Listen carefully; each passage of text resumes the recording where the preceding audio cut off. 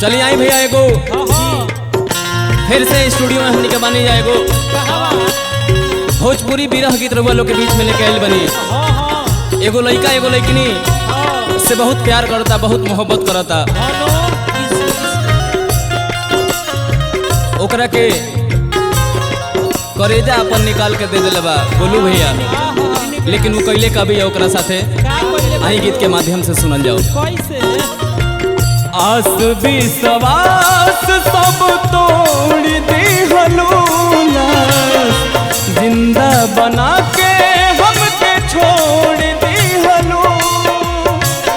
आस विश्वास सब तोड़ दे हलूना, जिंदा बना के हमके छोड़ दे हलू।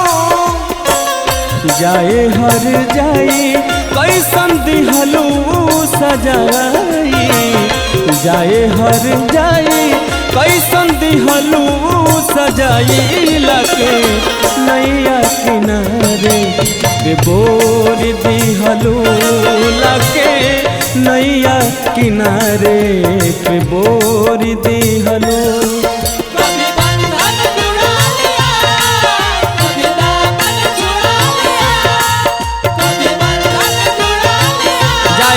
सनम तारा से दिल से प्यार कैले रहनी, मरनू की दिल के बुकनी बुकनी कर दहली। हमारा मास्टर साहब गाना के वीरेंद्र भाई इहो प्यार कैले बना, तब भीतरी से चीज निकाल के धैले बना। पवन माजा माजा गोलू भैया पहला पद में लइकवा कहता, जननी न प्यार कके देबू तू धोखा, तोड़े खाती दिल तोहके देती न मौका।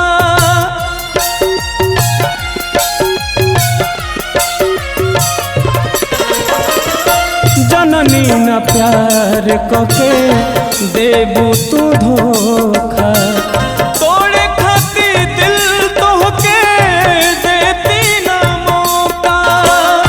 तोड़े खाती दिल तोहके देती न मौका। देख दर्द दिल के झकझोर दिहलू, हमारी अखिया के तोहफा में लोर दिहलू। देख दर्द दिल के झकझोर दिहलू, हमारी अखिया के तोहफा में लोर दिहलू। जाए हर जाए कैसन दिहलू सजाई, जाए हर जाए कैसन दिहलू सजाई। लाके नैया किनारे पे बोर दिहलू, लाके नैया किनारे पे बोर दिहलू।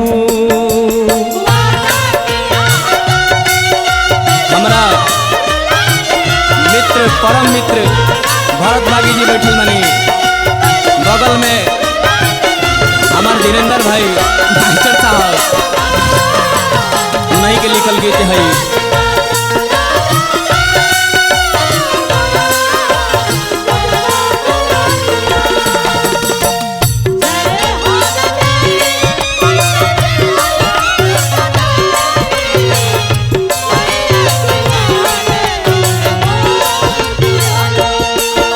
गोलू भैया लास्ट में लइकवा कहता, प्रेम के बीमारी इतना खतरनाक बीमारी है, प्रेम से केहू बाचल नहीं है धरती पर। का कहता,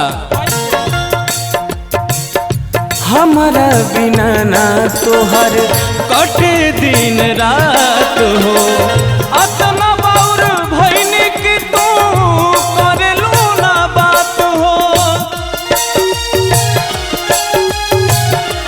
जाए हर जाई हमारा बिना ना तोहर कटे दिन रात हो, अतना बाउर भइनी कि तू करेलू ना बात हो। अतना बाउर भइनी कि तू करेलू ना बात हो।